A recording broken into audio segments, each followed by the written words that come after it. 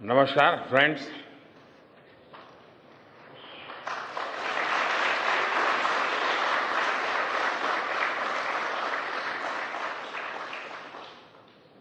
आप सभी के बीच आकर आज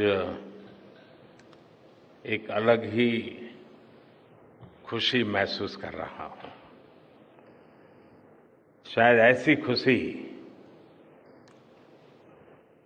बहुत रेयर ओकेजन होते हैं जब तन मन खुशियों से भर गया हो। और व्यक्ति के जीवन में कई बार ऐसी घटनाएं घटती हैं कि वो बेसब्री हावी हो जाती है। इस बार मेरे साथ भी ऐसा ही हुआ है। इतनी बेसब्री,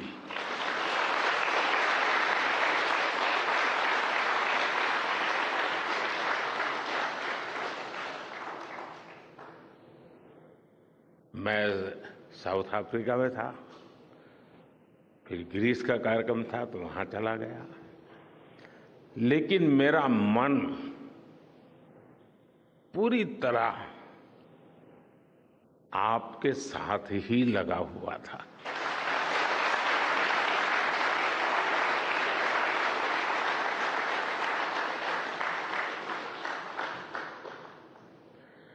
लेकिन कभी कभी लगता है कि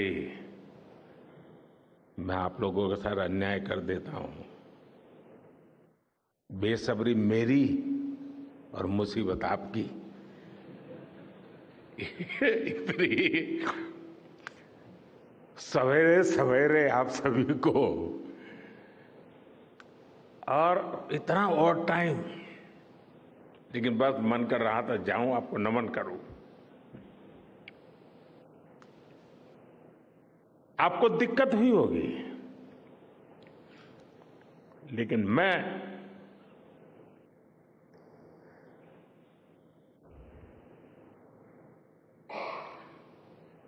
भारत में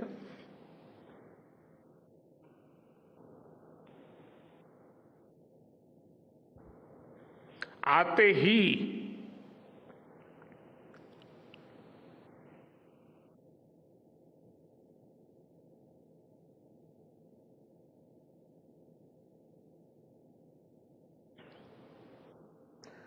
जल्द से जल्द आपके दर्शन करना चाहता था।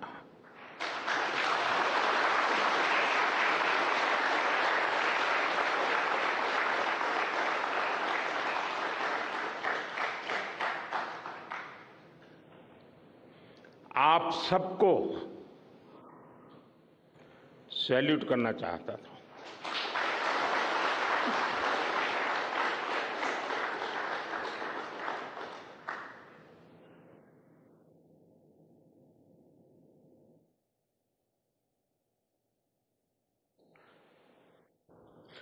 सैल्यूट आपके परिश्रम को, सैल्यूट आपके धैर्य को, सैल्यूट आपकी लगन को, सैल्यूट आपकी जीवटता को, सैल्यूट आपके जज्बे को। आप देश को जिस ऊंचाई पर लेकर गए हैं, ये कोई साधारण सफलता नहीं है। ये अनंत अंतरिक्ष में भारत के वैज्ञानिक सामर्थ्य का शंखनाद है।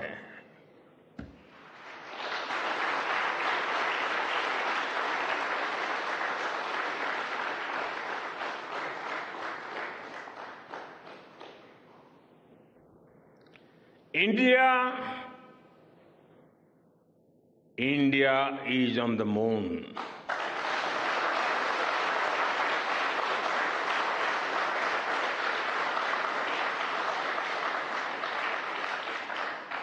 We have our national pride placed on the moon.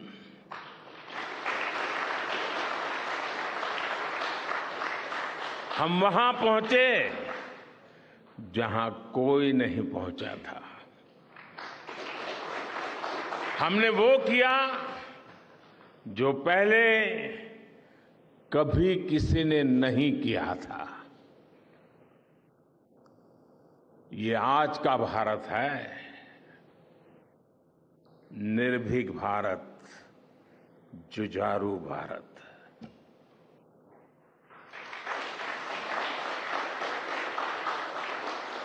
ये वो भारत है जो नया सोचता है, नए तरीके से सोचता है, जो डार्क जोन में जाकर भी दुनिया में रोशनी की किरण फैला देता है।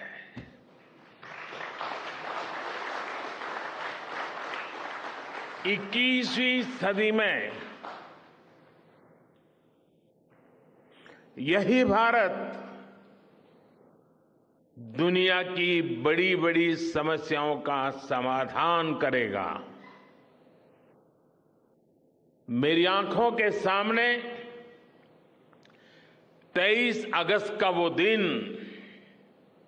वो एक एक सेकंड बार बार घूम रहा है। जब टचडाउन कंफर्म हुआ तो जिस तरह यहां इसरो सेंटर में पूरे देश में लोग उछल पड़े, वो दृश्य कौन भूल सकता है। कुछ स्मृतियां अमर हो जाती है। वो पल अमर हो गया। वो पल इस सदी के सबसे प्रेरणादायी क्षणों में से एक है। हर भारतीय को लग रहा था कि विजय उसकी अपनी है। खुद महसूस करता था। हर भारतीय को लग रहा था कि जैसे वो खुद एक बड़े एग्जाम में पास हो गया है। आज भी बधाइयां दी जा रही है, संदेश दिए जा रहे हैं, और ये सब मुमकिन बनाया है आप सबने, आपने।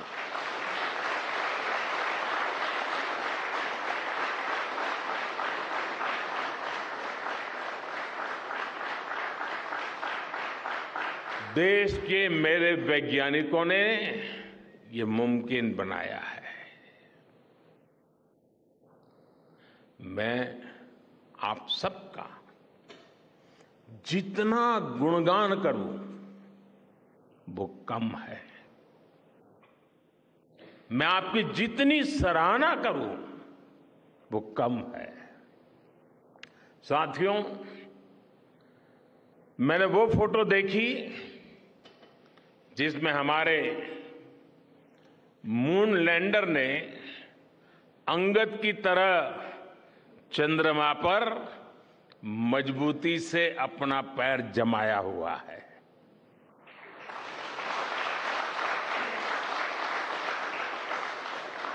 एक तरफ विक्रम का विश्वास है तो दूसरी तरफ प्रज्ञान का पराक्रम है।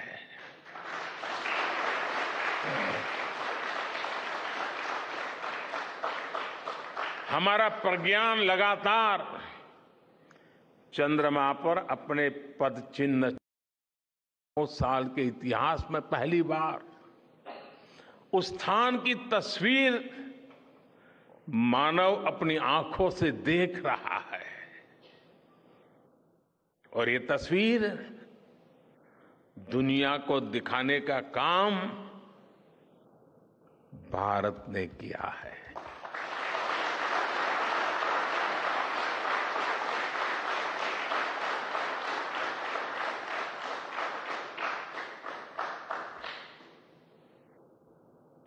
आप सभी वैज्ञानिकों ने किया है।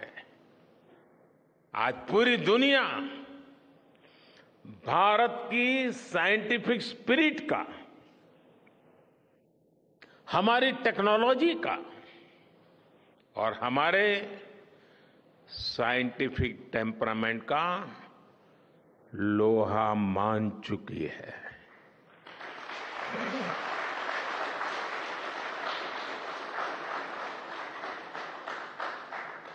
चंद्रयान महाअभियान सिर्फ भारत की नहीं, बल्कि पूरी मानवता की सफलता है।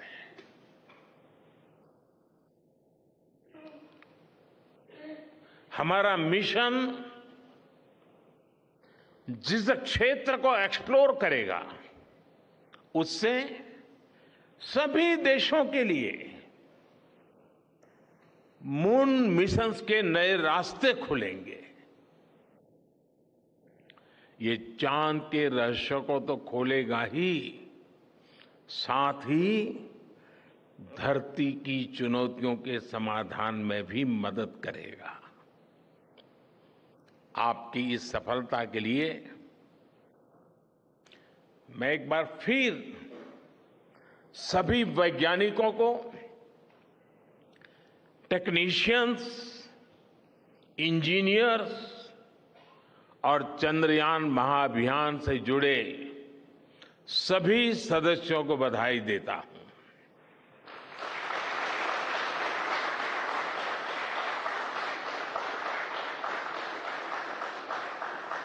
मेरे परिवारजनों,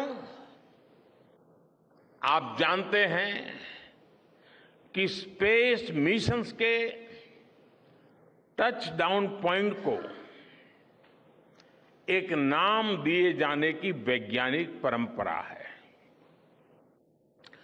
चंद्रमा के जिस हिस्से पर हमारा चंद्रयान उतरा है, भारत ने उस स्थान के भी नामकरण का फैसला लिया है।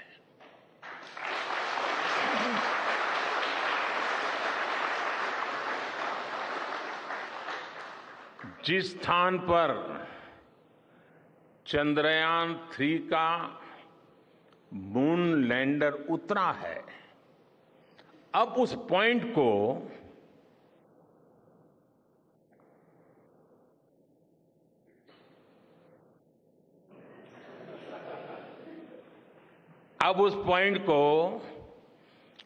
शिव शक्ति के नाम से जाना जाएगा।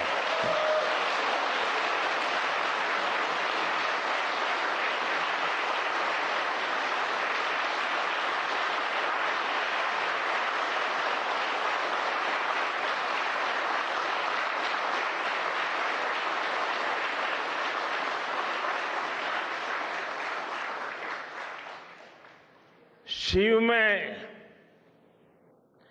मानवता के कल्याण का संकल्प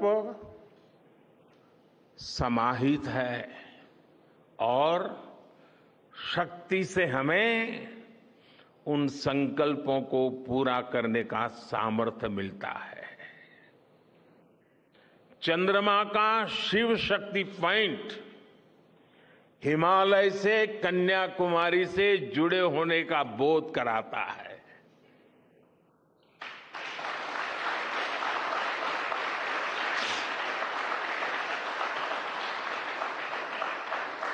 हमारे ऋषियों ने कहा है, येन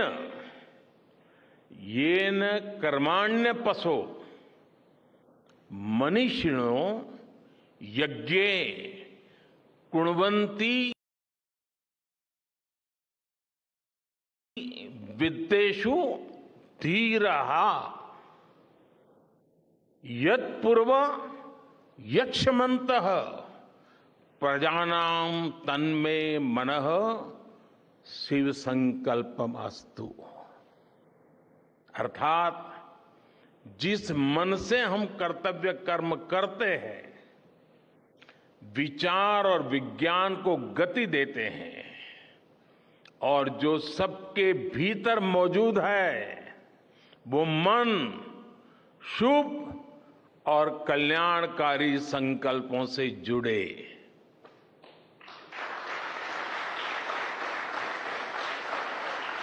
मन के इन शुभ संकल्पों को पूरा करने के लिए शक्ति का आशीर्वाद अनिवार्य है और ये शक्ति हमारी नारी शक्ति है।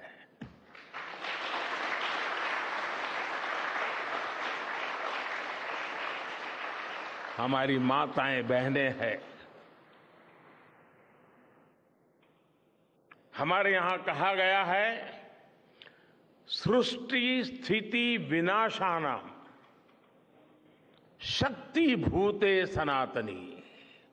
अर्थात निर्माण से प्रलय तक पूरी सृष्टि का आधार नारी शक्ति ही है।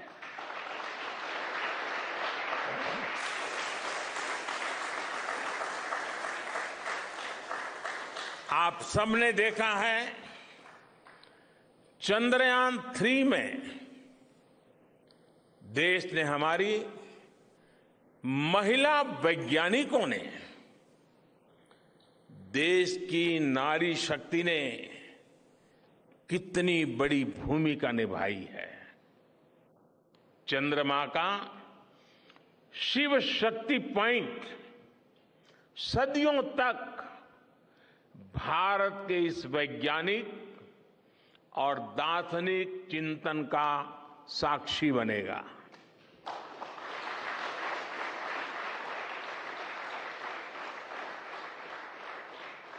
ये शिव शक्ति पॉइंट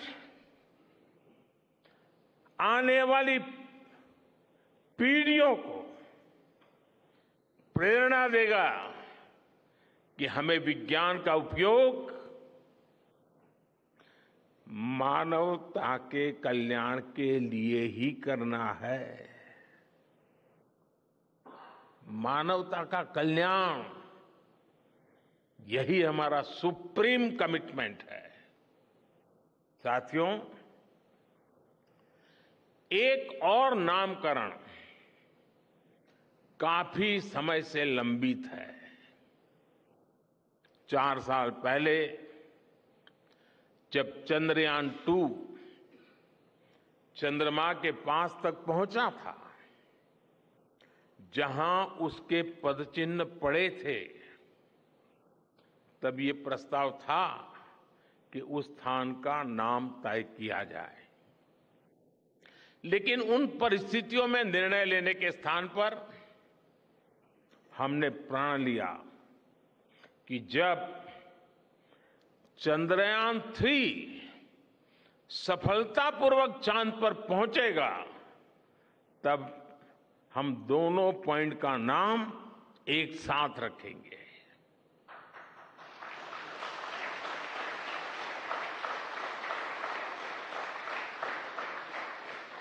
और आज मुझे लगता है कि जब हर घर तिरंगा है, जब हर मन तिरंगा है और चांद पर भी तिरंगा है, तो तिरंगा के सिवाय चंद्रयान 2 से जुड़े उस स्थान को और क्या नाम दिया जा सकता है।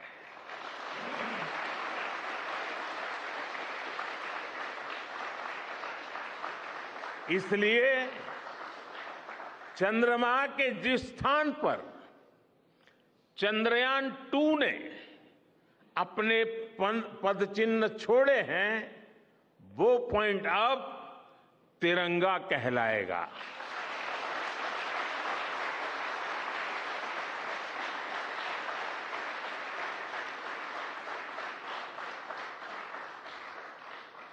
ये तिरंगा पॉइंट भारत के हर प्रयास की प्रेरणा बनेगा।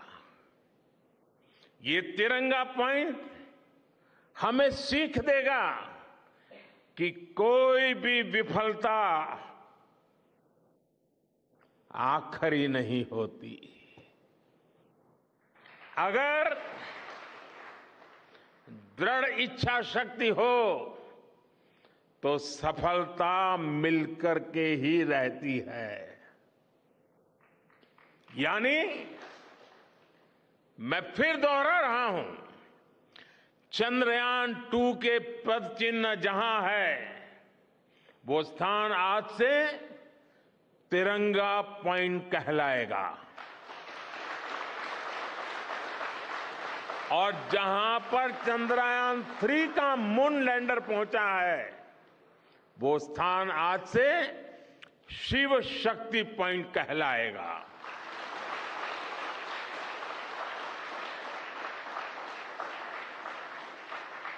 साथियों,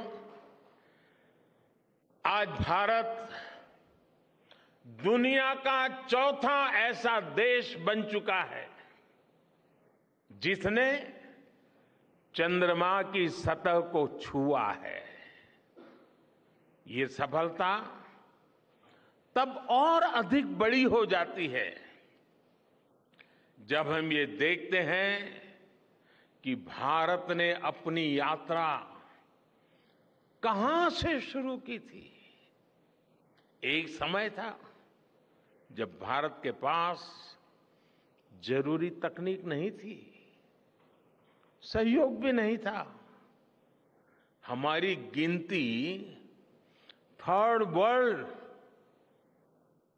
यानी थर्ड रॉ में खड़े देशों में होती थी। थर्ड वर्ल्ड थर्ड रॉ में खड़े हुए लोगों में होती थी। वहां से निकलकर आज भारत दुनिया की 5वीं सबसे बड़ी अर्थव्यवस्था बना है।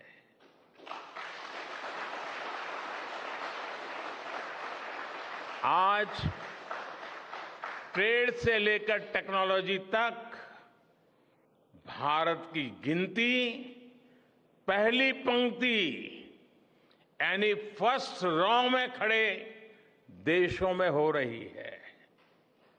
यानी थर्ड रॉ से फर्स्ट रॉ तक इस यात्रा में इसरो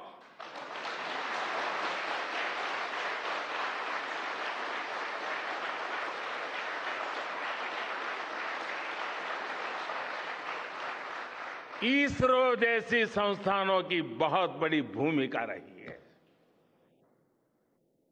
आपने आज मेक इन इंडिया को चांद तक पहुंचा दिया है।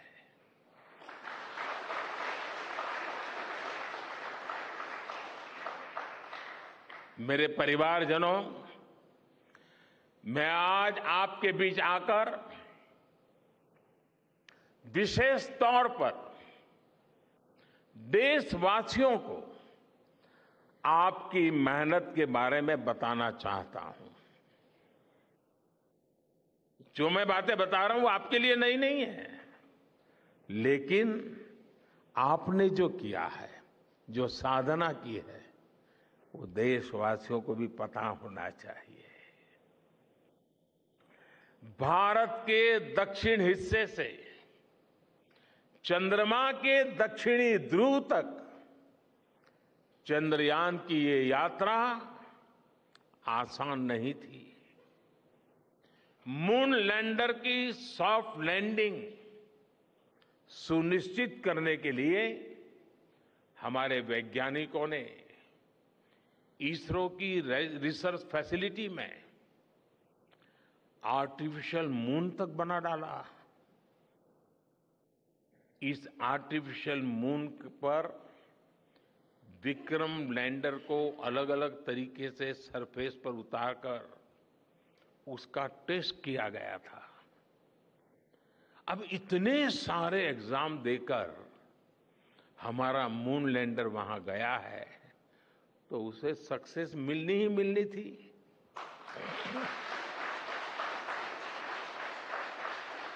साथियों, आज जब मैं देखता हूं कि भारत की युवा पीढ़ी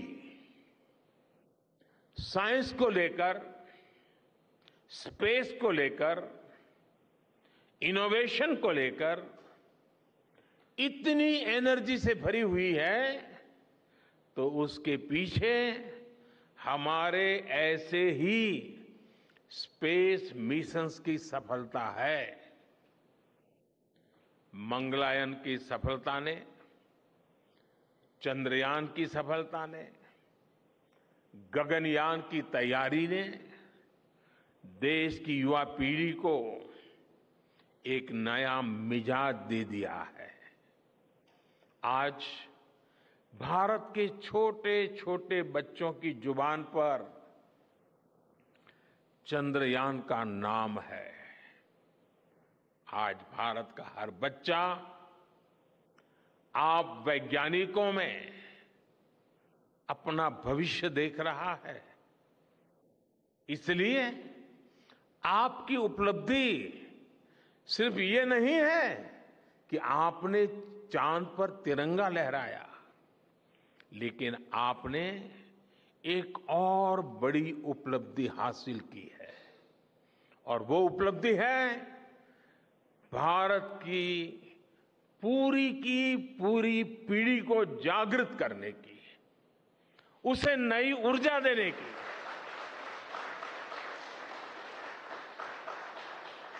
आपने एक पूरी पीढ़ी पर अपनी सफलता की गहरी छाप छोड़ी है। आज से कोई भी बच्चा रात में जब चंद्रमा को देखेगा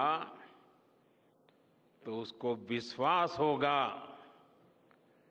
कि जिस हौसले से मेरा देश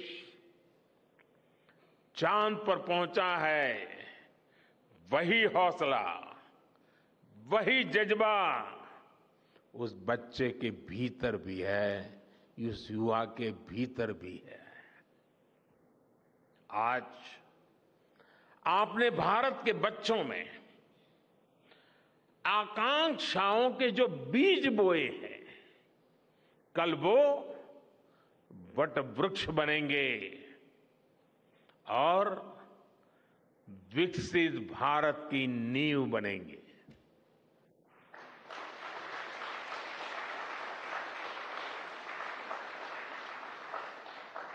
हमारी युवा पीढ़ी को निरंतर प्रेरणा मिलती रहे, इसके लिए एक और निर्णय लिया गया है। 23 अगस्त को जब भारत ने चंद्रमा पर तिरंगा फहराया, उस दिन को अब हिंदुस्तान नेशनल स्पेस डे के रूप में मनाया जाएगा।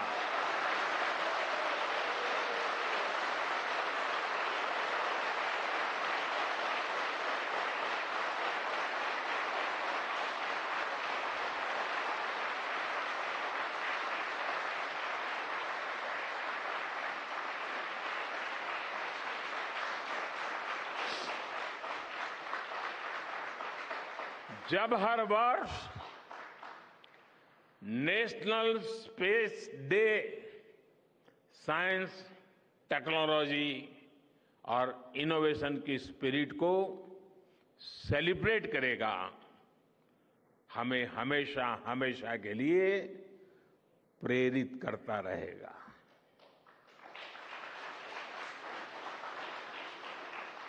मेरे परिवारजनों, आप भी जानते हैं कि स्पेस सेक्टर का जो सामर्थ्य है, वो सैटेलाइट लॉन्च करने या अंतरिक्ष की खोज से कहीं ज्यादा बड़ा है। स्पेस सेक्टर की एक बहुत बड़ी ताकत है जो मैं देखता हूं, वो है ईज ऑफ लिविंग और ईज ऑफ गवर्नेंस। आज देश में स्पेस एप्लीकेशंस को गवर्नेंस के हर पहलू से जोड़ने की दिशा में बहुत बड़ा काम हुआ है। आप लोगों ने जब मुझे प्रधानमंत्री के रूप में काम का दायित्व दिया, तो प्रधानमंत्री बनने के बाद मैंने भारत सरकार के जॉइंट सेक्रेटरी लेवल के ऑफिसर्स की स्पेस साइंटिस्ट के साथ एक वर्कशॉप करवाई थी और इसका मकसद ये था कि गवर्नेंस में, शासन व्यवस्था में ट्रांसपेरेंसी लाने में स्पेस सेक्टर की ताकत का ज्यादा से ज्यादा इस्तेमाल कैसे करें। तब किरण जी शायद हम लोगों के साथ काम करते थे। इसी का नतीजा था जब देश ने स्वच्छ भारत अभियान शुरू किया, शौचालयों का निर्माण शुरू किया, करोड़ों घरों को बनाने का अभियान चलाया, तो इन सब के मॉनिटरिंग के लिए, उसकी प्रगति के लिए स्पेस साइंस ने बहुत मदद की। आज देश में दूर दराज के इलाके में एजुकेशन, कम्युनिकेशन और हेल्थ सर्विसेज पहुंचाने में स्पेस सेक्टर की बहुत बड़ी भूमिका है। इन दिनों आजादी के अमृत महोत्सव के निमित्त जो जिले जिले में अमृत सरोवर बन रहे हैं, उसका भी टैगिंग, उसके भी मॉनिटरिंग स्पेस के द्वारा ही हो रही है। बिना स्पेस टेक्नोलॉजी के हम टेलीमेडिसिन और टेली एजुकेशन की कल्पना तक नहीं कर सकते। स्पेस साइंस ने देश के रिसोर्सेज के ऑप्टिमम यूटिलाइजेशन में भी बहुत मदद की है। हमारे देश के एग्रीकल्चर सेक्टर को ताकत देने में, मौसम का अनुमान लगाने में स्पेस सेक्टर जो मदद करता है, वो देश का हर किसान जानता है। आज वो देख लेता है अपने मोबाइल पर अगले सप्ताह मौसम का क्या हाल है। देश के करोड़ों मछुआरों को आज नाविक सिस्टम से जो सटीक जानकारी मिल रही है, वो भी आप ही की देन है। आज जब देश में बाढ़ आती है, कोई प्राकृतिक आपदा आती है, भूकंप आता है, तो हालात की गंभीरता का पता लगाने में आप सबसे पहले आगे आते हैं। जब साइक्लोन आता है तो हमारी सैटेलाइट्स उसका सारा रूट बताती हैं, सारी टाइमिंग बताती हैं और लोगों की जान भी बचती है, संपत्ति भी बचती है। और सिर्फ साइक्लोन के कारण जो संपत्ति बचती है ना, उसका अगर जोड़ लगा दें तो आज स्पेस का जो खर्चा है उससे वो ज्यादा हो जाता था।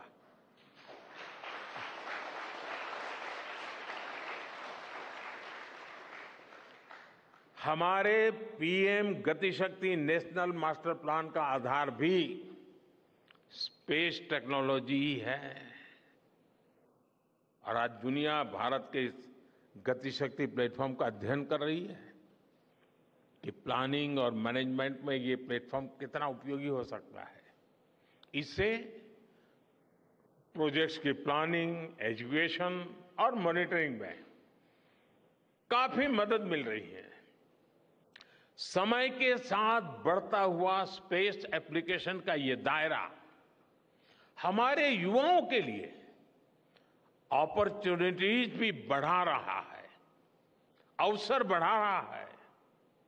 और इसलिए आज मैं एक सुझाव भी देना चाहता हूं और मैं चाहूंगा कि आपके यहां से जो रिटायर्ड लोग हैं, वे इसमें काफी मदद कर सकते हैं। अब ये मत बोलिएगा कि इतनी सुबह सुबह मोदी जी यहां आए और कुछ काम भी देकर के जा रहे हैं।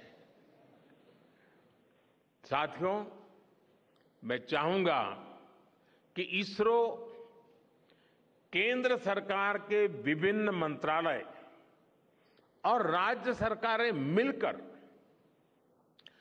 गवर्नेंस में स्पेस टेक्नोलॉजी पर एक नेशनल हैकाथॉन का आयोजन करें। इस हैकाथॉन में ज्यादा से ज्यादा युवा, ज्यादा से ज्यादा यूनिवर्सिटी, ज्यादा से ज्यादा नौजवान वो शामिल हो, जुड़े। मुझे विश्वास है ये नेशनल हैकाथॉन हमारी गवर्नेंस को और प्रभावी बनाएगा, देशवासियों को मॉडर्न सॉल्यूशंस देगा। और साथियों, आपके अलावा मैं अपनी युवा पीढ़ी को एक और टास्क अलग से देना चाहता हूं। और होमवर्क के दिए बिना बच्चों को काम करने का मजा नहीं आता है।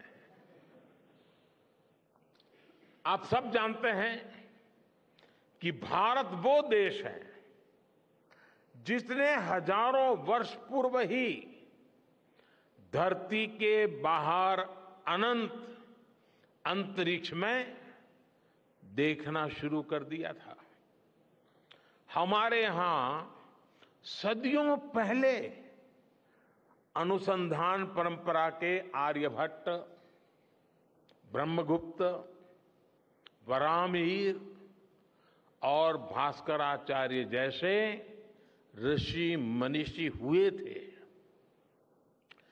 जब धरती के आकार को लेकर भ्रम था, तब आर्यभट्ट ने अपने महान ग्रंथ आर्यभट्टीय में धरती के गोलाकार होने के बारे में विस्तार से लिखा था। उन्होंने एक्सिस पर पृथ्वी की रोटेशन और उसकी परिधि की गणना भी लिख दी थी। इसी तरह सूर्य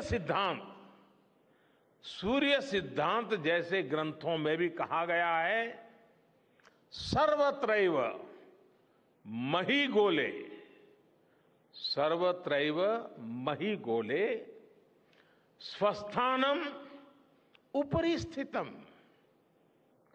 मन्यन्ते खेयतो गोलस तस्य क्व ऊर्ध्वं क्व वादः। अर्थात पृथ्वी पर कुछ लोग अपनी जगह को सबसे ऊपर मानते हैं, लेकिन ये गोलाकार पृथ्वी तो आकाश में स्थित है, उसमें ऊपर और नीचे क्या हो सकता है, ये उस समय लिखा गया था। ये तो मैंने सिर्फ एक श्लोक बताया है। ऐसी अनगिनत रचनाएं हमारे पूर्वजों ने लिखी हुई है। सूर्य, चंद्रमा और पृथ्वी के एक दूसरे के बीच में आने से ग्रहण की जानकारी हमारे कितने ही ग्रंथों में लिखी हुई पाई जाती है। पृथ्वी के अलावा अन्य ग्रहों के आकार की गणनाएं, उनके मूवमेंट से जुड़ी जानकारी भी हमारे प्राचीन ग्रंथों में मिलती है।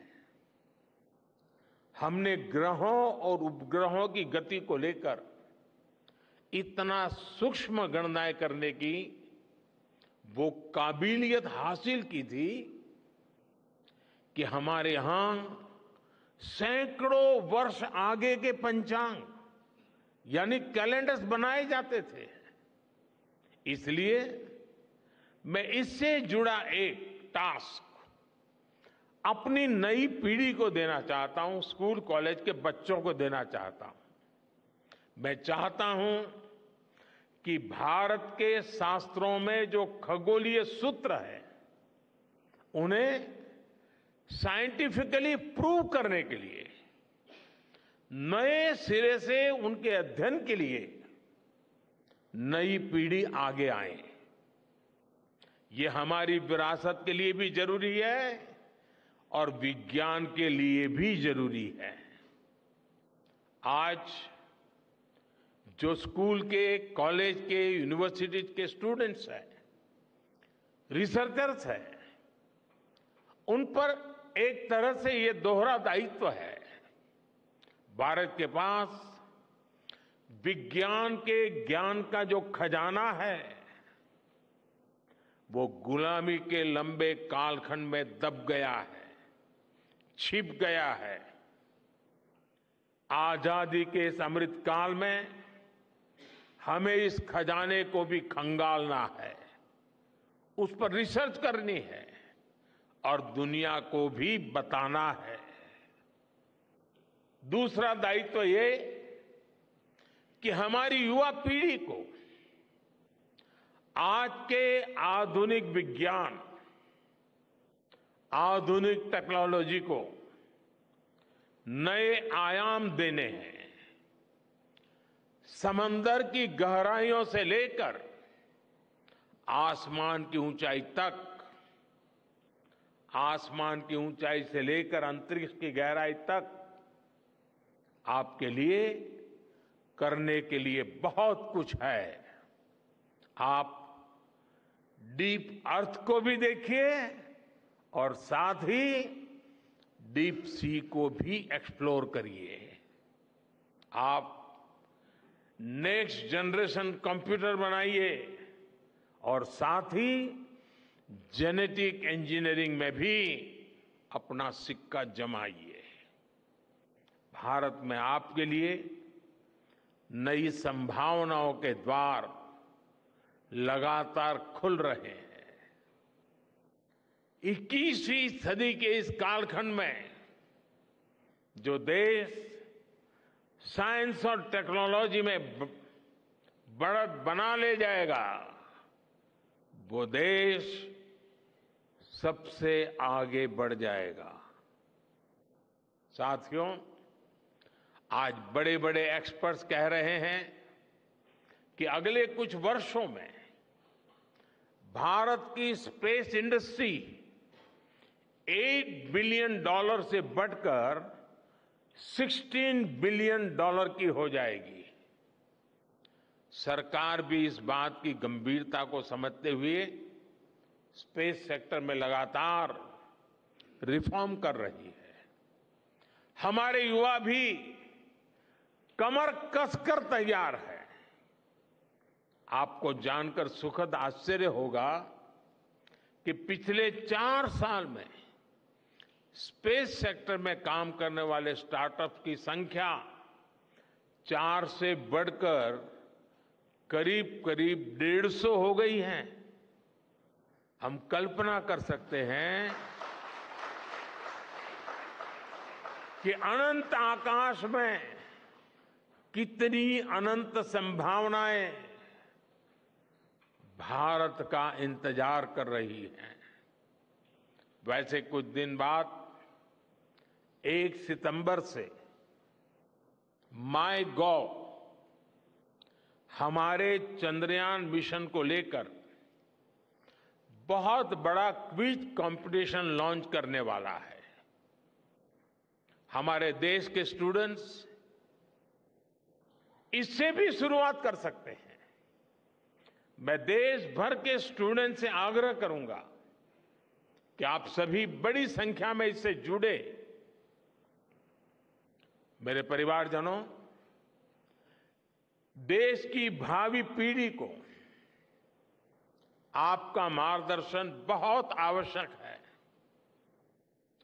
आप जो इतने सारे इंपॉर्टेंट मिशंस पर काम कर रहे हैं, वो आने वाली पीढ़ी ही आगे ले जाने वाली है। आप उन सभी के रोल मॉडल हैं।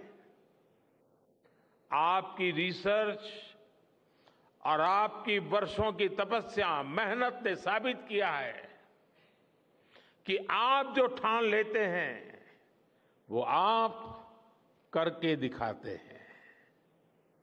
देश के लोगों का विश्वास आप पर है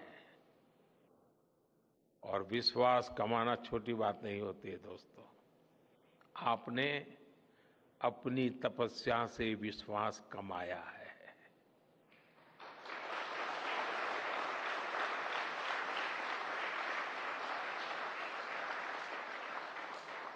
देश के लोगों का आशीर्वाद आप पर है। इसी आशीर्वाद की ताकत से, देश के प्रति इसी समर्पण भाव से भारत साइंस एंड टेक्नोलॉजी में ग्लोबल लीडर बनेगा। और मैं आपके बीच बड़े विश्वास के साथ बताता हूं, इनोवेशन की हमारी यही स्पिरिट ही 2047 में विकसित भारत के सपने को साकार करेगी। इसी विश्वास के साथ मैं फिर एक बार आप सबके दर्शन करके पावन हुआ हूं। देशवासी गौरव से भरे हुए हैं। सपने बहुत तेजी से संकल्प बन रहे हैं और आपका परिश्रम उन संकल्प को सिद्धि के तक ले जाने के लिए बहुत बड़ी प्रेरणा बन रहा है। आपको जितनी बधाई दूं कम है, जितना अभिनंदन करूं कम है। मेरी तरफ से करोड़ों करोड़ों देशवासियों की तरफ से, दुनिया भर की साइंटिफिक कम्युनिटी की तरफ से अनेक अनेक धन्यवाद, बहुत बहुत शुभकामनाएं। भारत माता की, भारत माता की, भारत माता की। धन्यवाद।